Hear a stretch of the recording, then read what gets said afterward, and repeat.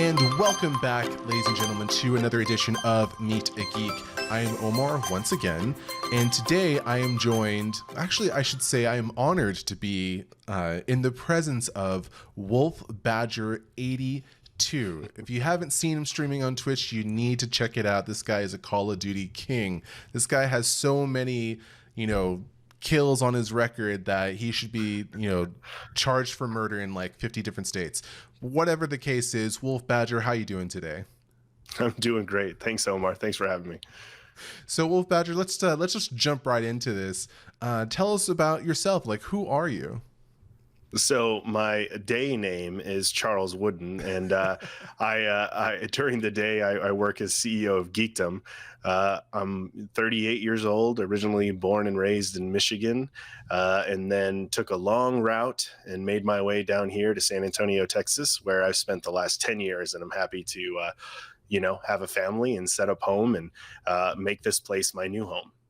Very cool. So what initially brought you down to San Antonio? Well, I think, like a lot of people, the Air Force tends to bring you through San Antonio at some point. So pretty soon after graduating high school, I think it was about 2 years after graduating, I joined the United States Air Force. And when I did, I came down here for basic training. And that was my second introduction to San Antonio. My first was when my sister actually went through basic training. But then, through my path in the military, my last duty station was actually in San Angelo, Texas. And if anybody's been there, no offense to anybody from San Angelo, but it's not really a place that I wanted to stay. So I moved down here to San Antonio. And I was back right when I got out of the military in about 2010, late 2010. So that's incredible. So your family has a tradition of going into military service? Really, it was started by my sister, to be honest with you. My grandparents, they served in the military. So my aunts and uncles, my dad and my mom did not. But my sister started. She joined in, I think it was 99. And about a year or so after she graduated high school. And she was the one, when I didn't know what I wanted to do, she was like, you should join the military. And I was like, okay, and I'll give it a try. And I did. And I'm glad I did. It was an interesting ride. I'll say that much. Yeah, definitely. I mean, thank you for your service and for your sister and your family. I mean, that's definitely an honorable thing to do. And I'm glad you got a lot out of it because you definitely gave a lot to get into it. So thank you so much for that.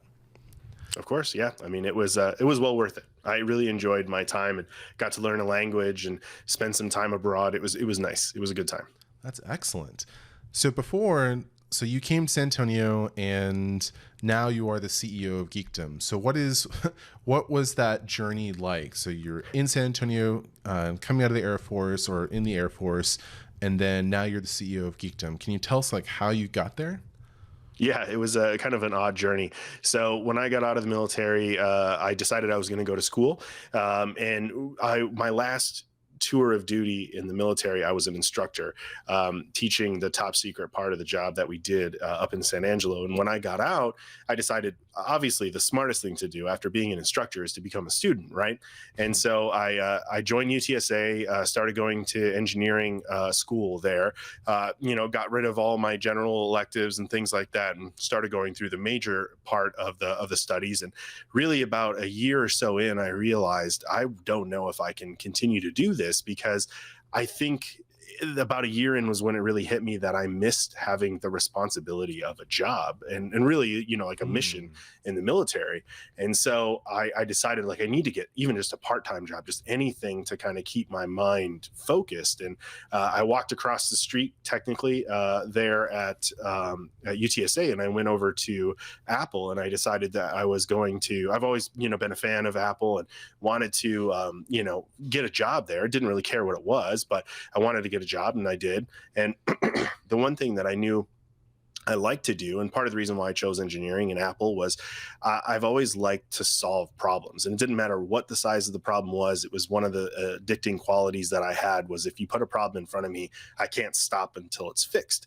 And so I figured, I could go and, work on phones or computers or whatever at Apple. And that's exactly what I did. I jumped in and started doing that. I continued to go to school for a little bit, but realized that I was too engulfed in the kind of core values and mission of Apple. I fell in love with the company. I had great opportunities ahead of me, and decided to jump full in. Became a genius for a very short period of time before jumping over to the business team, which is where I realized that instead of me solving one person's problem at one time because their computer was broken or whatever, I was solving companies' problems on a much larger scale, and I just loved that. And really jumped in, did that for about 3 years before having a very, I guess looking back now, pivotal meeting of one of my original hirers at Apple came in and told me about this opportunity at Geekdom. And I decided I would give it a shot, and went down and walked into Geekdom, was kind of blown away by the mission. And if you don't mind me going off on a tangent real quick, I'll just say that, where I grew up so close to Flint and Detroit, Michigan, that, those were two cities that were always on kind of a downward spiral. And specifically when you're in the military, you really get, what's the word? I don't know, but you get kind of tied to where you're from. It's like one of those things. I'm sure you've seen Forrest Gump and you meet a guy named Tex or whatever, everybody's named, or everybody kind of carries with them the qualities of where they're from. Yeah. And so for me, when I walked into Geekdom and I kind of heard the story of what Graham was doing and everything like that, it was really, when I was talking to Dax was the one who was really kind of conveying this to me. And I fell in love, and I was like, I have to do something here. Like I can't say no to this opportunity. And so I decided to jump both feet in and haven't looked back since. Very cool. So you are the third person I have talked to that has made a transition from Apple to Geekdom. The first one being Kat, second one being John, and then me as well, in kind of in a roundabout way, and then you going from. So you said you were a genius at Apple. You joined the business team. I'm not sure if you remember me. I was back in Apple like in 2013. Were you around during that time? I think we might have just missed each other, because I think I started at Apple. If it wasn't, it was either October of 13 or October of 14 was when I started there. Okay. And yeah, so we might have just missed each other. What store were you at? Boots, man. I was in North Star. I was Lock and Terrace, so we might have existed at the same time, but may not have crossed paths. Yeah, maybe. I know, like when I was working there, it was my goal to be a part of the business team because I liked the idea of working with businesses. I liked the idea of having relationships with the people I'm working with, as opposed to, just having people come in through the door and all of that. Transactional, yeah. Yeah, it was more transactional. I wanted to know what they were doing and find solutions to best help them. And that sort of desire has transitioned to the career that I've gone into right now. Although it's security, I kind of do security sales engineering. But it's just so funny that the kind of like the Apple spirit, like the culture that we all kind of shared at those retail stores, they all kind of transitioned pretty well. I would say almost like a one-to-one to the culture at Geekdom and the culture that's been developing at Geekdom. People trying to be helpful, people being excited about technology, people really trying to push the boundaries on kind of like what is possible. Yeah, no, I agree. And I think that's a sentiment that's shared among a lot of people. I know that, John and I had talked about that, but for us, it was like our next step in Apple was really going to lead us away from San Antonio. And you really had kind of fallen in love with the culture of this city and kind of the, I guess, humble nature of it. It was something that was really attractive to me. And the idea that I could continue a career, even just kind of tangentially in tech was something that really appealed to me, while still being able to, maintain my family and everything here that I had set up roots, so it was something that was an amazing opportunity. Yeah, definitely sounds like it. So tell us a little bit more, kind of what does the CEO of Geekdom do? Like, what are your responsibilities? It's a small organization, but there's so much that the organization does to benefit the greater tech ecosystem here in San Antonio. So kind of give us a little bit of that inside baseball, if you will.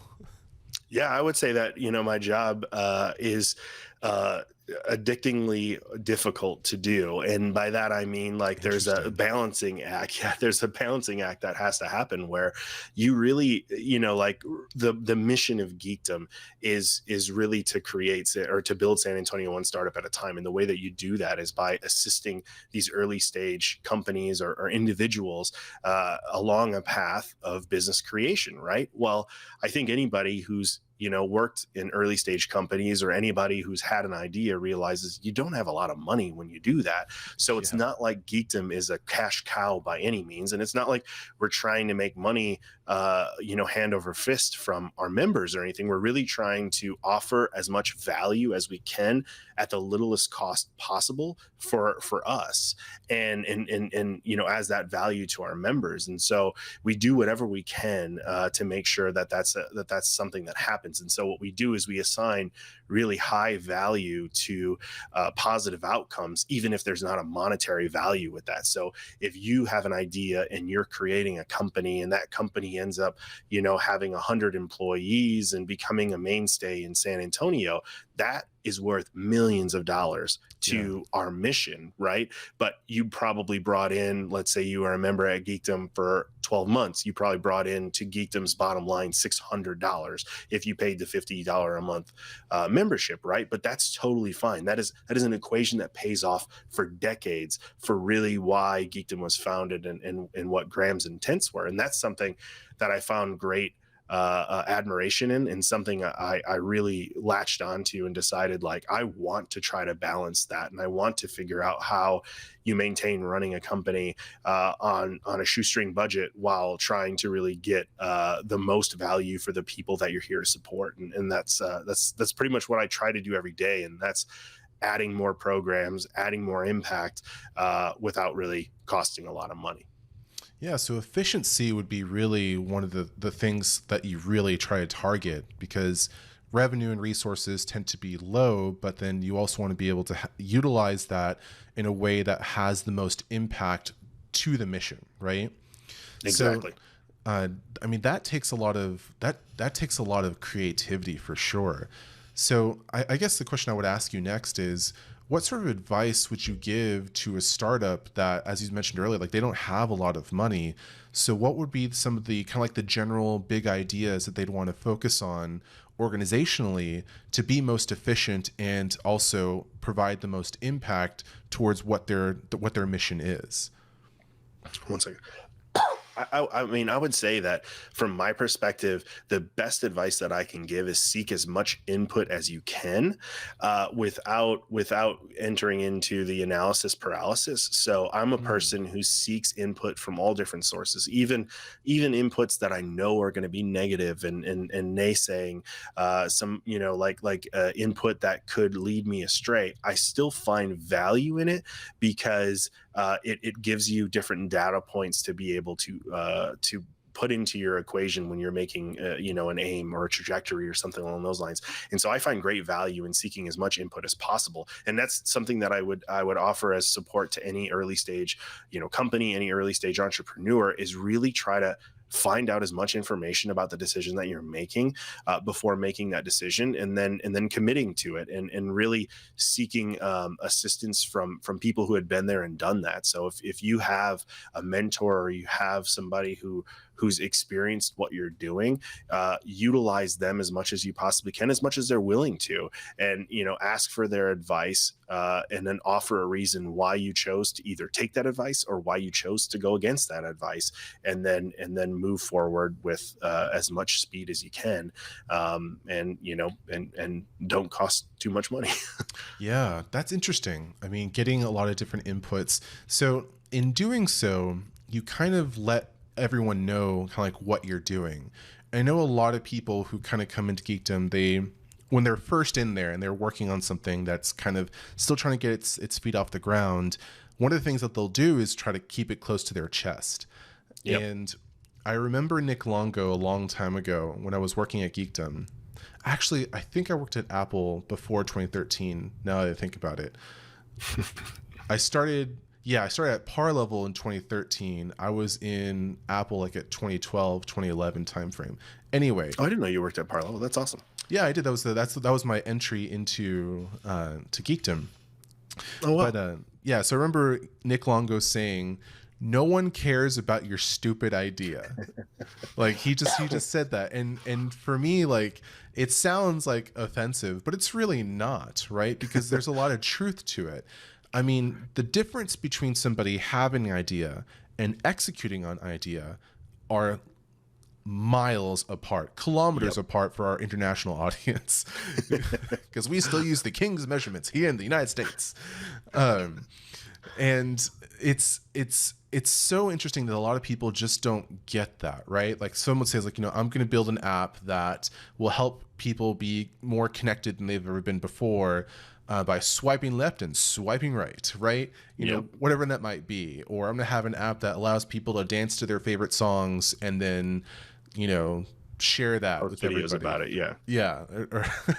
I'm going to create a website where creators can charge their fans for their content, but I won't allow adult people or like adult performers to get on it. Oh crap, a whole bunch of adult performers got on it. That is the story of OnlyFans, ladies and gentlemen, if you did not know. I think they started out being like, this is a place for like people like fitness creators to kind of like make money off of their content. And then like all of these adults or rather sex workers got on it. And it just, anyway, that's It just took off. It just took off. It's like, okay, that's a whole new revenue stream. Let's make it happen. So, they keep it close to the chest. They don't want to tell other people that idea, but to the advice that you just gave, it really matters to have those lines of communication across different people, have different perspectives and just different data points.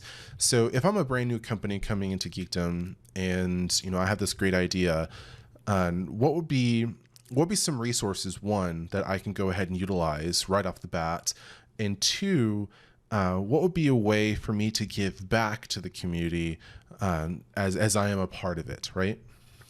Yeah, I mean, I think your number one greatest resource, well, there's really two, but I'll start off with the first one, which is the community itself. And so, you've got a Slack channel full of people that are willing to help. You've got a community that has, space where people are there and they've have experiences that may be completely different than yours. They may have been there, done that. They may be doing it right now, or they may be in the same boat that you're in. And talking to them tends to pay off way more than you could ever imagine, whether that be through connections, whether that be through assistance, whether that be through pitfalls. There's something there, and it's worthwhile to get to know whoever you can within this space, because communities are really what at least what I've seen through Geekdom is what makes the success possible. And then the other thing is really just plugging yourself in with the team. So we're lucky enough to have an amazing team, and one individual I'll point out, right now is John Ryan Garcia is a connector. I call him the cartilage of the bones of Geekdom. And so really what he does and what he's amazing at is you come in, you don't know anybody, you talk to John, and you just tell him a little bit about what you're looking for, and John will take it from there, and he'll introduce you to the person that you're looking to meet, or somebody that you may not even know that you need, and then you take that connection and you just continue down that spider web, and check back in every once in a while and see what assistance you need, see if there's any programs or things that fit your point in time. There's a lot of different ways to go about it. We kind of think about it like a how do I phrase this? Like you're kind of guiding through a journey into the woods. Like you walk into the woods, you don't really know where you're going. You can go and talk to the ranger, John, and he can offer you some advice, or you can just grab your map and your compass and go on your own way. It's your choice.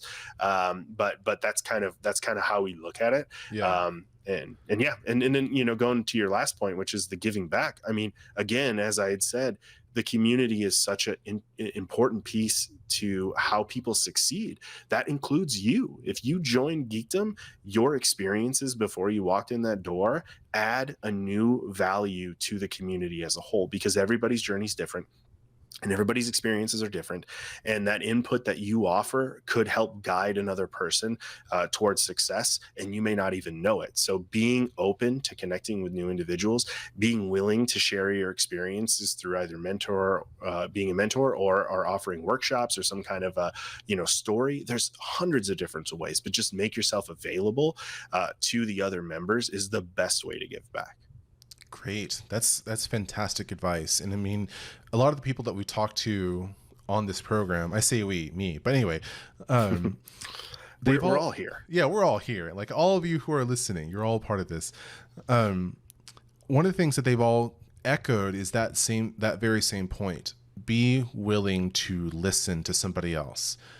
Because you might be able to help them, they might be able to help you, or you can connect them with somebody who can do one of those two things, help or be helped, right? Yep. And I think the human connectivity thing is probably the most important thing about the opportunity that being a part of Geekdom presents, right? It's being able to connect with people, to discuss ideas, to try things out, and then kind of iterate from there and make something better afterwards.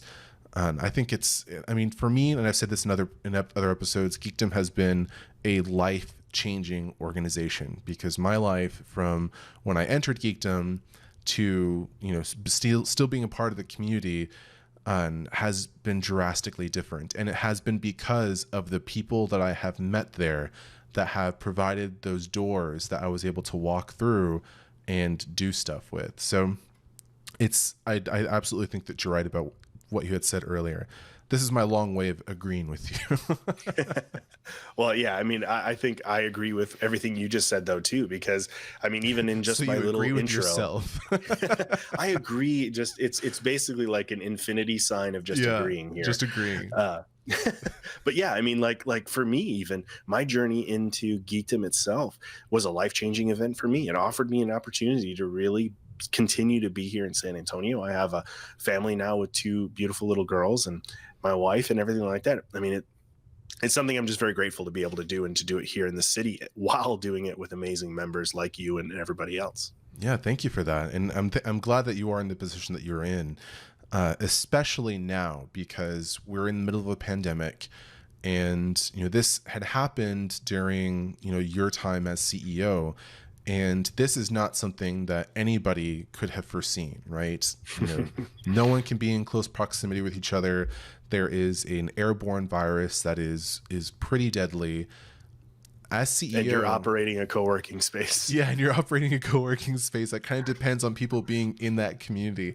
And so I'd love to hear about how, when that came up, how you address that challenge, and sort of organizationally, what sort of things that you have to kind of pivot on, and then what are kind of like the next steps not after the pandemic, but like after this interview, right? After what's coming up next. But before you kind of answer that, I do want to give you huge kudos. This is kind of spoiler alert. I feel that you guys have been very successful in what you've been doing and pivoting.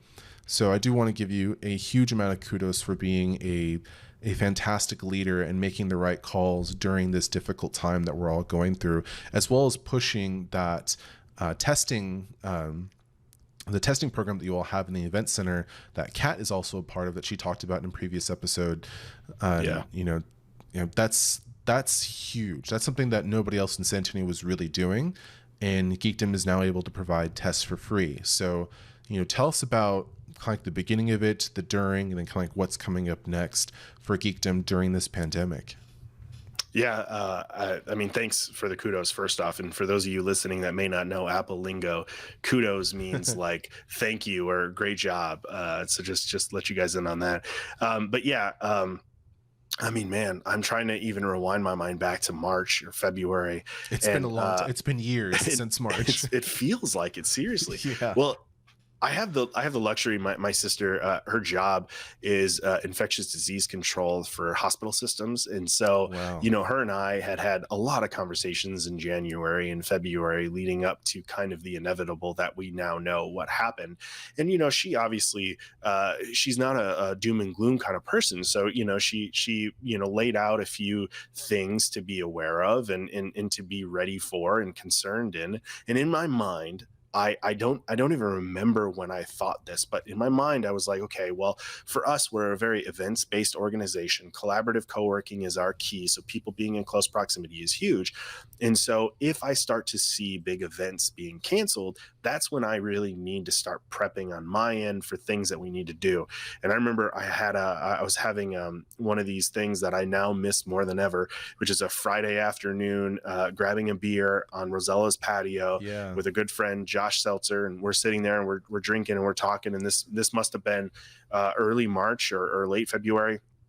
And we were talking, and he had said to me, you know, like, hey, I think it's time to prep 3 emails. He's like, first email, like, hey, we're closing down. Second email, hey, we're shutting down, you know, or like limiting our events.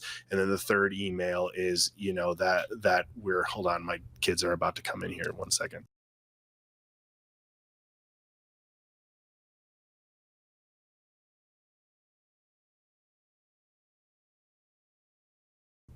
But yeah, so you know, Josh and I had that conversation talking about the 3 emails. It was really timely, and the thing that I had told him at that moment was I was just like, hey, if they end up canceling South by Southwest, that's when I'll really like I'll do this. And I think it was, if it wasn't that day, it was the very next day they canceled South by Southwest. And so Wow. I met with the team. We worked through everything, and then still I think they canceled South by Southwest. I think it was like the very beginning of March, and we didn't officially close Geekdom down until March 18th. But we took that time to you know prep everything. We closed down the event center. We closed down events as a whole. We started limiting the hours, and then we ended up shutting down entirely on March 18th. And I'll never forget that day. And then you know like we at that time we had a decent sized team. We were doing a lot of different activities, and you know about that next week I realized that things were not going to return to normal really quickly. Unfortunately, I had to make some cuts to the team, but the team rallied really well. The community was amazing. And then you know coming through the months of April and May, our team really started to think about what is next, you know, and what does geekdom look like in the future. And a lot of effort was pushed to remain virtual. And so we started creating these workshops online.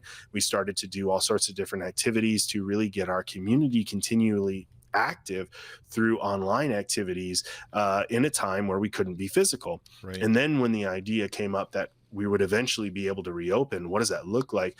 I luckily have some amazing people on my team that came up with very thoughtful approaches to make sure that if somebody walked in the door, they felt safe, they felt secure, and we felt confident that there was going to be little to no spread of any kind of virus within the space.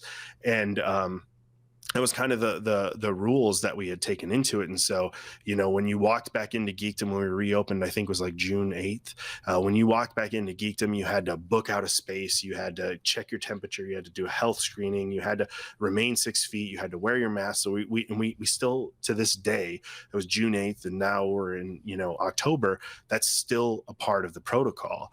And you know along that path, one of the questions was asked was like, okay, so we're doing all these things, is there anything else that we can do to Sure. be, you know, Yeah. to be additional? And right at that time, our founder Graham Weston had this idea that he had taken from the Broad Institute based in Boston, and he had told Lorenzo, our chairman, myself, and Alex Fry about it, and we had really thought about like, well, what can we do similar to what the Broad was doing, which was basically doing testing constantly for its team to make sure that they were safe. And so the obvious first thought was, okay, well, we can do it for our staff, but that's a small minimal thing. Our Right. members are what really matters. How do we roll this out to our members? And luckily, Philip Hernandez on my team was just amazing. He literally produced like 4 playbooks in a matter of a week that we ended up rolling out a new testing program that had never been done done in Texas, or for any membership organization that we're aware of, where we offered for every one of our members free tests for them to come into the space. And we also made it mandatory that you had to be tested to get into the space, which was also a controversial thing, but we wanted to make sure that people felt safe and secure. And I think, to be honest with you, right now that you and I are talking, right at the beginning of Q4, right now our focuses are really about, like, how do we continue to, push for startup creation in this time of uncertainty? And really, I believe that we're only able to have those thoughts and those focuses is because of the success of that testing program and where it is now with community labs being stood up and what it's doing. I really feel very proud of the team that I work with and the members that make up Geekdom to jump on board with something so crazy when we first started talking about it back in July. And I think it's exciting to see the progress that's been made so far. Wow, that is amazing. I mean, it's cool that you guys were able to rally together. I mean, I know it's always hard to let people go. And I'm sure that for you, like, that's even, 10 times when I'm kind of thinking about how difficult that might be. Because I haven't been in a managerial position where I had a very difficult choice to make. It wasn't something that you wanted to do, just something that you had to do to keep the organization afloat and to keep the mission going. But then to be able to rally around, have the right people in the right place at the right time, that really does make a huge difference. So again, just like I remember March 18th, I won't forget March 23rd, the 24th, which is when I had to make those cuts, and it was no fun. But I mean, everybody understood, and the team just rallied behind it. So I mean, we made it through, and I'm happy. Everybody that I've talked to is doing well, so it's great. That's excellent. That is great news. So this year is going to be Geekdom's 9th anniversary, right? Or the 9th birthday of Geekdom. Yeah, actually. So our actual official birthday was the 11th of October. So that just passed. Oh, wow. And so we're officially 9 years old now, or 9 years young, however you want to look at it. But yeah, and we're really happy to be doing that. And we actually have something. I think it's a little bit early for me to tell you about it, but we got a big thing planned. We obviously can't do the typical Geekdom bash that everybody's used to, which is in person and stuff. That just doesn't feel right.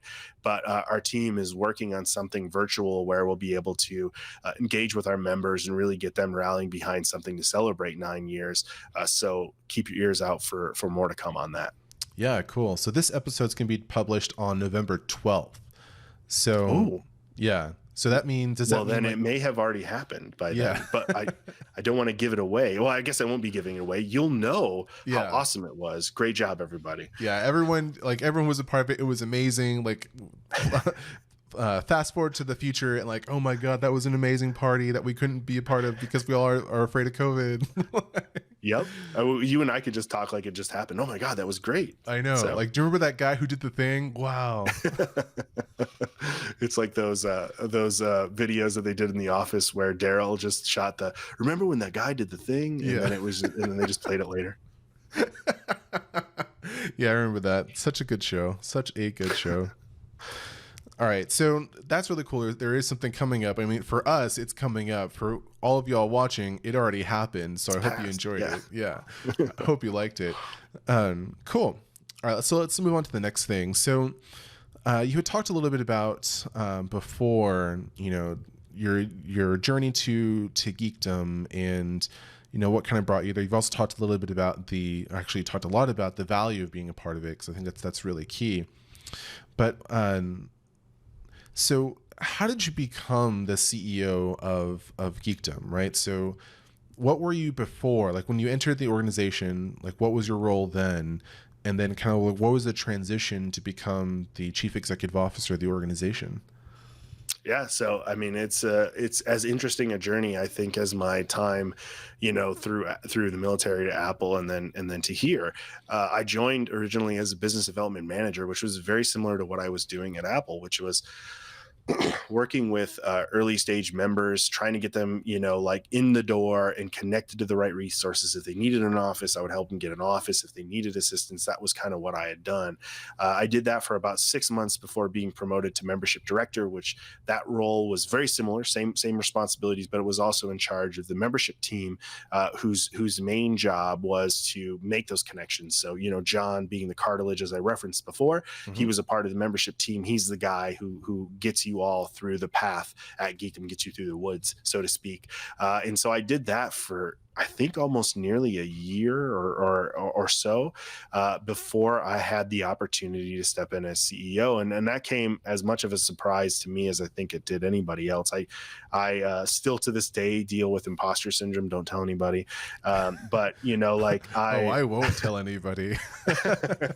But like, I honestly, I wasn't ready, for the position, but I had amazing guides ahead of me. Lorenzo has been so helpful for me and has been really willing to help teach me the role while trusting me in areas and supporting me in decisions. And Dax, who helped really get me hired at Geekdom, has continued to be a mentor that I rely on very heavily whenever I have hard decisions to be made or whenever I need assistance or input. His input has always been valued from me, and I've just been very grateful to have them as guides and walk through that. And then, as I mentioned before, I just have an amazing team that's been able to support me. So being a CEO, doesn't come with a lot of trouble when you have an amazing team that's working on an inspiring mission that we are. And so I've been lucky, to be honest with you. And I don't know that if you would have taken me out of the position that I'm in and put me as CEO of any other company, I would be able to accomplish what I've been able to accomplish with all the pieces that I've had working in my favor here. But I'm grateful for the opportunity and the lessons that I've learned over the past year and a half, and especially the help during such a crazy time with COVID-19. It's been crazy. Yeah, definitely right man, right time. That's how it's going to be defined in history, I think, for this year. Yeah, let's hope. And it's like next month. Oh my God, I can't believe Charles made that decision. Let's hope not, please. Yeah, but speaking of decisions, you are now a Twitch streamer. I'm trying. I was not a full-time Twitch streamer, but tell me, how is it you got into streaming, and what are the things that you like about it, and just tell me about that story, like, because I am a fan. Like, I watch you on stream, which I appreciate. Yeah, I'm like the only person there, but that's okay. Audience grows. It starts with 1 and it grows to 2, then 3, then 10,000. So we'll get there. Yeah, we'll get there.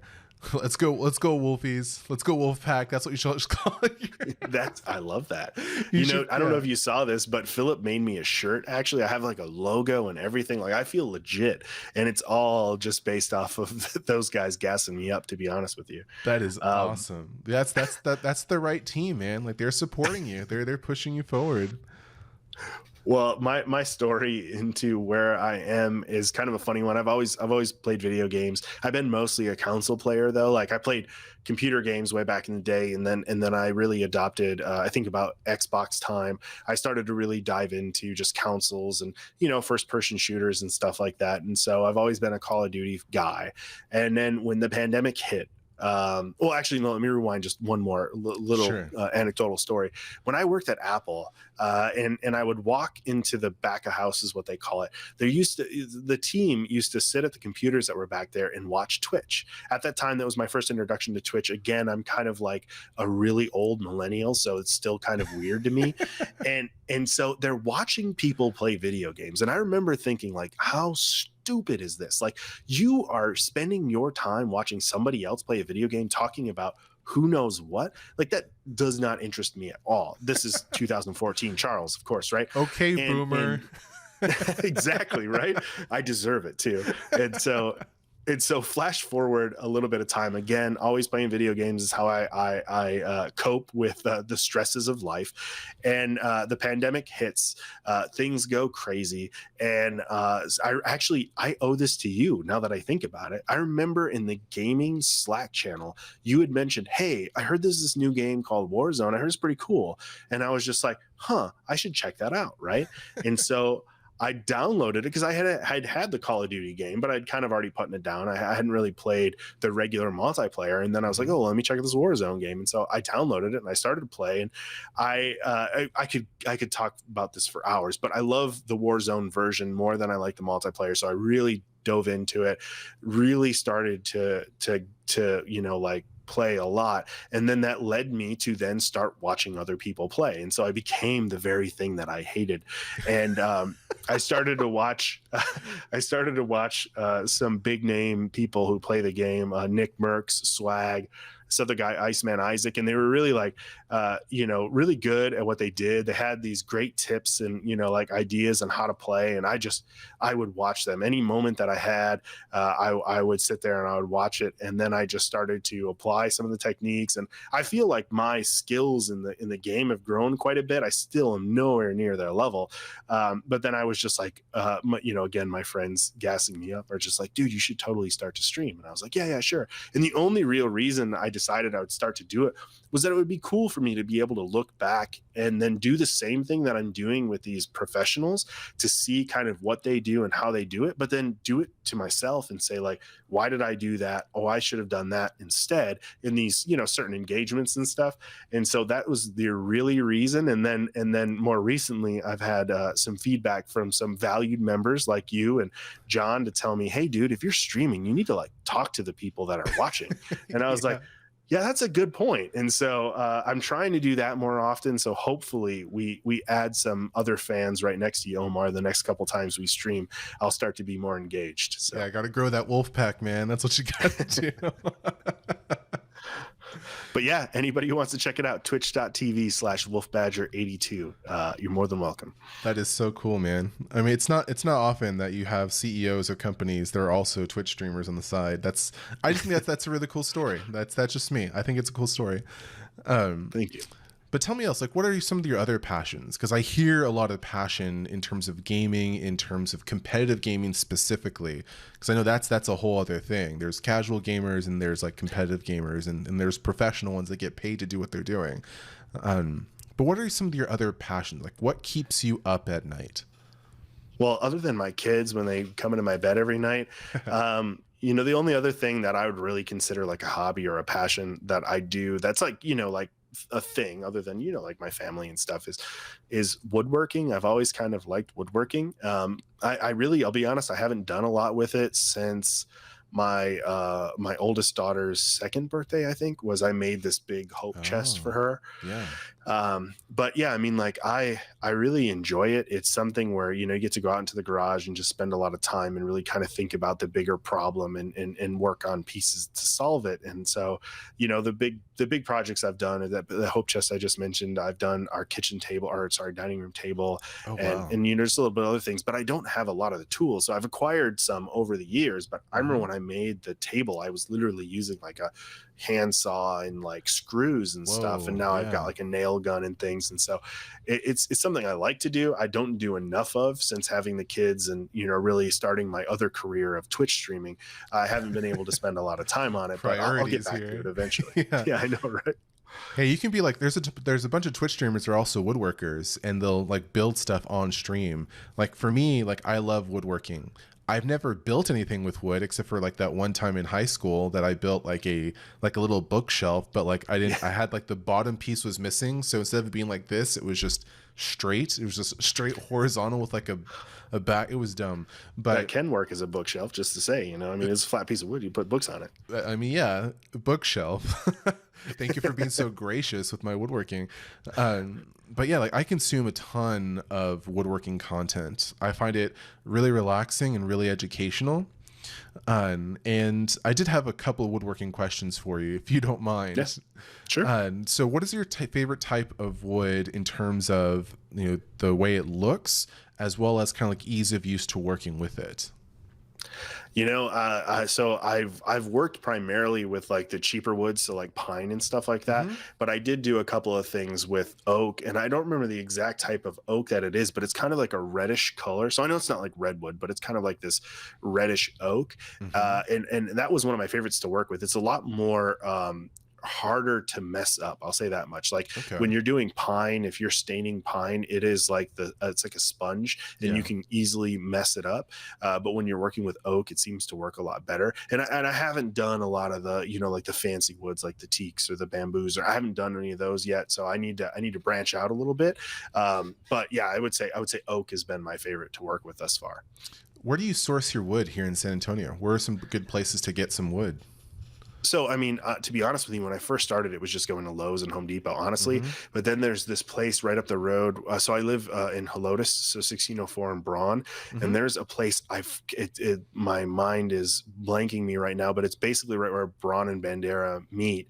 There's this Yeah. woodworking, or this wood place right there where I've gone to get the majority of the wood that I've gotten ever since I really got into it a lot more. And so they have a great selection, a lot of the different nicer woods. You can go there and you can get better pieces. So that's where I typically go. It's just right up the road, like 2 miles away.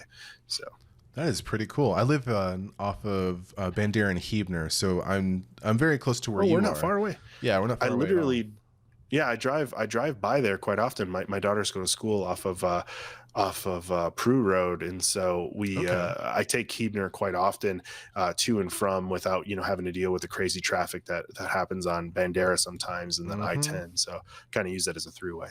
Yeah, cool, man. That's very cool. Also, Stephen Darby lives around this area too, just in case you didn't know. So this is a very popular I area. I did know. I ran into him at Target once, and it was one of those awkward moments where you could tell, like, he's like, "Oh yeah, it's cool that you're here, but I don't want you in my personal life. I keep you in my work life." And I was like, "No, I get it, dude. I get it." So So what you buying? that's what I do. But he didn't like that too much. So That's too funny. Yeah, man, that's really cool. I mean, I'm glad that you have all these different passions because I think, having hobbies when you're in a very stressful situation, like being a CEO of a co-working space during a pandemic, you stop definitely reminding me. you definitely need something to kind of like blow off steam and kind of channel your creativity. And Twitch is one of them, and woodworking, that can be another one again for you, which I think is really cool. I'll probably have to get some more woodworking advice from you at some point because I do want to build something for my daughter, and I want to build it out of walnut because I just love the way that walnut looks. And I didn't know where I could source it, but now I do somewhere Yeah, on I'll look Bandera. up I'll look up the name and I'll give it to you, and then I'll also share with you these plans that I used for this hope chest, and I'll show you a few pictures of them because it was one of the coolest things to do, and with your daughter being I think you said she was 1, it's like Yeah. the perfect time to do it. So Yeah, cool. So I can put her in there when she's crying. Excellent. I literally did that when my daughter was 1 or 2. I don't remember how old she was, and it's so big that she was still like a dwarf inside of it. Oh So wow. yeah, That's too funny, man. Like that's what dads do. We put our children in precarious situations just because we can. yep, you're not wrong. That's too funny, man. All right, so we talked a lot about a lot of different things here. We talked about, where you came from, your kind of career, being CEO, the pandemic. We talked about woodworking and Twitch streaming. I mean, this is something for everybody. I suppose. Let's run the gamut. Let's Yeah, run the it's gamut. run the gamut. And so the last two kind of questions I'll have for you, one of them would be, or one of them is, I think you already answered the question. What would someone be able to give? How would someone be able to give back to the community? How would they be helpful? We talked about your passions. I'm just trying to kind of recollect here. The last question I'll ask you is going to be, who would you want to be interviewed here? You mentioned Josh Seltzer earlier, and Josh is I consider him to be a good friend. He was there in a very dark time in my life, and he was there to support me, and I'm really grateful to him for that. But he's a terrible interview. I have to be honest. Like, he is a terrible interview. Like, I think he would have trouble with the negativity part of like it. So it's just my thoughts, but I love the guy. Yeah, like you can't hate him. Like even though he can be so abrasive. Yeah, but he's straight and to the point, and he's got nothing but love in his heart when he says it, which is why I love the dude. Absolutely. Yeah. I mean that's why I feel the same way about him. Like he's a great guy, so abrasive. It's like it's I don't know, but I would love to interview him just to see what happens. I might not ever publish it, but I just want to see like what he does. Gotta have it in the archives just in case. That's right. Because I just feel like he's like, what the hell am I doing here? Like, why are you asking me all these stupid questions? I mean, I would say, from my perspective, I think she may have already hit you up, but Leslie, who we just got on staff a couple of months ago, is amazing, and I'm so grateful that we had the opportunity to hire her. But she's got a background in the Geekdom ecosystem for years. Yeah. I think she graduated from the first cohort of Code Up, and she's just an amazing person. So I would say definitely Leslie's high up on my list. I mean, if you haven't already, Jeremy Carney, I think would be a great person to talk to as well. That's a great idea. He's done some amazing things. Man, who else? I mean, if you haven't already, obviously Nick would obviously be a must do, and like set aside at least an hour and a half for that. Or actually, another person you probably have set an hour and a half for, but you'd have some great stories is Winslow. I think yes. He'd be another person. But yeah, that's just kind of my thoughts. Leslie, Jeremy, Winslow, Nick. Obviously, those are all winners. All right, cool. I'll put him in my list and I'll reach out. I know that Leslie and I have a interview scheduled, I think next week. Oh, awesome. Yeah, so I'm very excited about that. And actually, a true story, I was at Code Up with her that first cohort. Really? I didn't know that. Yeah, I was a lab associate at Code Up at that time. And so I was learning how to code while also helping other people learn how to code. It was a really weird arrangement, but and Girdley was like, "You're a smart guy. Like, why don't you be a lab associate for us? So you can go through the program for free, and you'll also be able to help with develop curriculum." I'm like, "That's awesome. Like, this is a great opportunity." And just to reiterate what we were talking about earlier, that was an opportunity that someone presented to me at a door and said, "This is a way for you to change your life. Do you want to go through it?" I just had a background in, social media marketing and writing and stuff like that because my degree was in English. And I was trying to figure out how to best to utilize it. Girdley's like, "Hey, I will teach you how to code, and that will open up a lot of doors for you." And it definitely did. And that's a really cool story that I didn't know about. Yeah, I mean, I have a lot of them. I've been with Geekdom for a long time, but this show is not about me. It's about you. Well, hey, I'm gonna throw this offer out, and I sincerely mean it. If you ever want to swap the tables and have somebody interview you, I'd be more than happy to be a guest host to interview you. So the offer's there if you ever want it. Hey, you have the best microphone I have seen anybody use. This whole series, everyone's like, "I'm just gonna use my laptop microphone and should be fine," and like, no, it's never fine. Do you see this? Like, this cost money. Like, invest in your audio. It works, man. I love it, and I'm great. This is actually a gift or kind of a pass me down from John, so I'm grateful that he gave it to me. So what kind of mic is it? Show us what that mic is. So it's a Heel, I think is what it's called. I don't know if you can see it, but oh wow, it's a good looking mic. Yeah, no, it works pretty well, and I use it when I stream too, if my wife isn't asleep behind me, because obviously it would pick up her yelling at me to be quiet. So I typically use this if she's not around. If she is around, then I just use my headset with a little mic and I whisper in it to my colleagues, like, "Hey, watch out." So you got the asthma games going on, the ASMR. You're like, "Hey, John, get the guy. His team is down." Oh, the mic's all up in your mouth, like trying to get. Just like it's down your throat. It's like, oh. And your Yep. wife has like one eye open. She's like, this is never going to end, is it? Yeah. And then the next thing you know, I just see her like walk by me and out into the living room. And I'm like, I'm sorry, babe. Yeah. I got priorities and you're not one of them. It's dream time. It's time with the boys. To boys, man. That's so cool. That's funny. Well, I'm glad that we had this talk. I'm glad that now everyone can see that you're a human. Not that there was any doubt, but hey, you're a human. Newsflash. I try to be, at least imitate. Just imitate a human. Yeah. Because us lizard people, we're pretty cold-blooded, if you know what I mean. Ooh, that was a dad joke if I ever heard one. Right. You're there. welcome. You're welcome, world. You are welcome. All right, so this has been another edition of Meet a Geek. I am Omar, and thank you so much, Charles, for being a part of this, aka Wolf Badger 82. Any final thoughts? Anything else you want to tell the audience out here? Like, again, if you want to push your Twitch channel, this is your opportunity. I will definitely push the Twitch channel one more time, twitch.tv/wolfbadger82. But I also just want to say a huge shout out to you, Omar, for, creating this show and seeing it through the way that you have. I think it's an amazing thing. And I can't say thank you enough for doing it and showcasing our members in such a positive way. So thank you. Yeah, thank you for that. I do appreciate it. I mean, this is all for fun, right? This is a great way for people to at least get to know each other in a way. And I know it's like through through my eyes, I suppose, through the questions that I'm asking and the people that are coming on.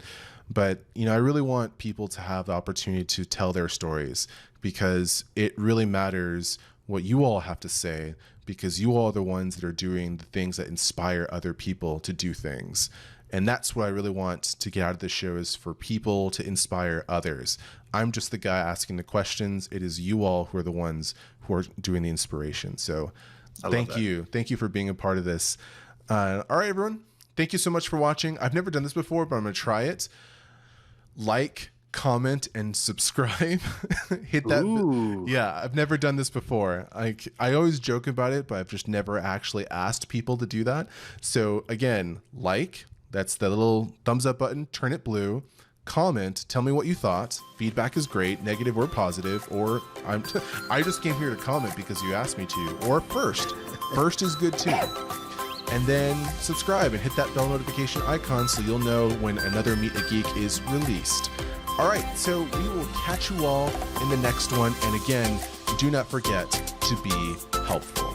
We'll see you next time.